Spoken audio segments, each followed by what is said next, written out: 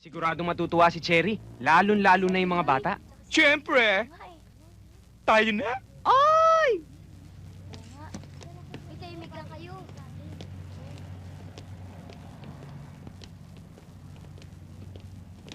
Cherry, ito na ang pangako namin sa'yo. Salamat, ha? Uy, sa atin daw yun. Wow, tignan nyo. Uy, uniforme. Uniforme ng mga bata. Isusutin na tayo. Wow! Tamang-tama to. Mag-umpisa na yung liga ng mga bata. Billy? Jack? Maraming salamat, ha? Walang anuman. O ito, galing kay Kuya Billy. Yan. O, galing kay Kuya Jack. Ito para sa'yo. Salamat po. Ito Bakit naman malungkot ka? sa'yo. Salamat po. Ang At bait ito natin. Sa'yo. Thank you po. Halika na nga. O, ayan.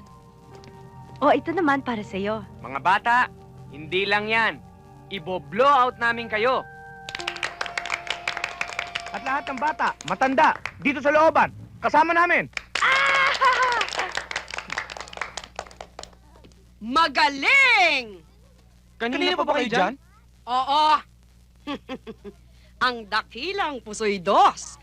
Ang mga bayani ng looban, feeling Santa Claus na naman kayo. Aray. Tita naman, ang tindi naman na radar mo. Anong radar-radar? Kakarampot na kinita nyo, itatapon nyo pa sa mga kapitbahay na walang silbi? What are you, DC? Anong DC? Hello?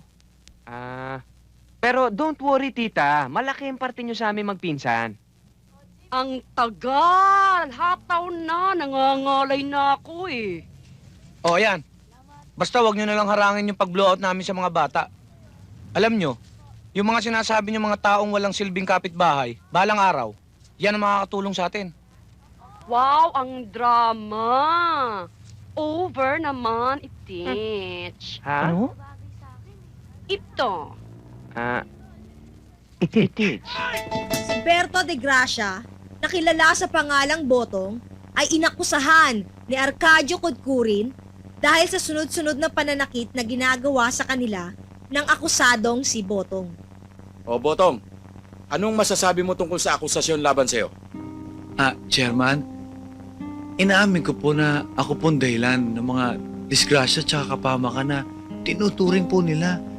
Pero hindi ko naman po sinasadya tsaka ayoko naman po mangyari yun eh.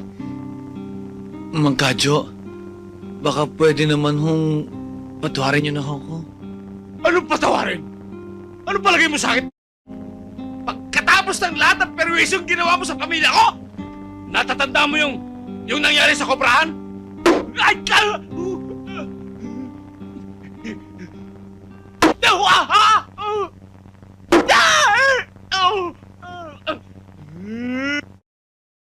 Papatayin kita! Ay! Ba't ba nagagalitin ka? Ano ba nagawa ko sa'yo? Magtatanong ka pa?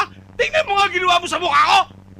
Ihahara-hara ka dyan tapos magdadidisgrasya ka? Ako pa ang sisisi mo? At ako ba may kasalanan? Ikaw naman parang di mo klaro si Boto. Nakapal ng malas yun eh. Tsaka iwasan mo na lang yan. Pasensya mo na! Matagal ko na yung pinagpapasensyahan. Hanggang kailan? At ako pa pinagpapasensya mo! Makalis na ka! Baka masira pa ang araw ko! Sa bagay, paano ka ba mamalasin kung puro na yung mga kasama mo? Walang bono! Ah! Bitiw nyo! Huwag kayong makialam dito! Bitiw nyo! Bitiw tatamay ko! Kaya, Mr. Chairman, ang dapat sa tao ito, ikulong! Sandali lang. Huwag naman kayo masyadong maging marahas. Mula ng pagkabata, kilala na natin si Botong. Kaya kung maaari, bigyan pa natin siya ng isang pagkakataon. Hindi ho. Hindi ko na mapapatawad ang taong yan. Dapat niya mabulok sa bilangguan dahil isa siyang salot! Sandali lang po. Kung talagang mabigat ang kalooban niyo sa akin, para bang ayaw na ako makita, siguro mas mabuti pa kung saan na ako aalis. Sandali, anak. Ano nga alis? Dito ka pinanganak sa baryong ito. Dito ka lumaki. Itong baryong ito, ang mundo mo. Tay, matagal ko na po pinangarap na makapunta ng Manila. Anong gagawin mo sa Maynila? Gusto ko po hanapin ang nawawala ko ina. Celia. All right, class. Hoy! Baka pasukin ang bunganga mo ng bangaw, ha? Sobra talaga to. Parang ang nakakita ng sexy, eh. Susi, ano sa palagay mong kulay ng tipan yan? O sa'yo, anong kulay? Payag ka! Tapwe. Tapwe! Basta ako, green. No, no, no, Hindi no, pa no, rin. no, no. I think it's white with black stars. Basta ako maroon, ha? All right, class. Alam niyo ba kung bakit nag-offer ang school natin ng education class? Ito'y dahil sa inyong mga kabataan na madaling nagkakamali. Dahil karamihan sa inyo, maagang nasisira ang buhay at kinabukasan ng dahil sa... Kaya dapat sa inyo maturuan ng mga kaalaman na sa ganon ay hindi kayo nadidisgrasya o makakadisgrasya. Okay. Ang isang lalaki, for example, pag edad niya ng 14 o 14, ay maaari na siya makapagpunla. Ma'am, anong punla? Punla lang, hindi mo alam? Hindi mo alam? Ano yun? Sperm! Mula sa sperm. Eto yan. Susi! Susi! Ihagis mo na para malaman natin.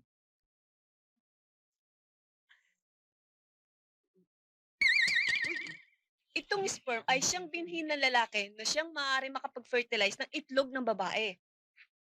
Ma'am, may itlog ba babae? Meron! Ilan? Isa lang. Eto yun.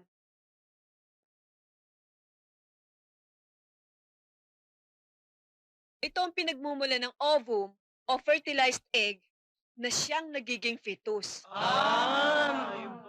Okay. Ma'am, ma'am, ma'am! Salamin! Sino naglagay sa inyo nito dito?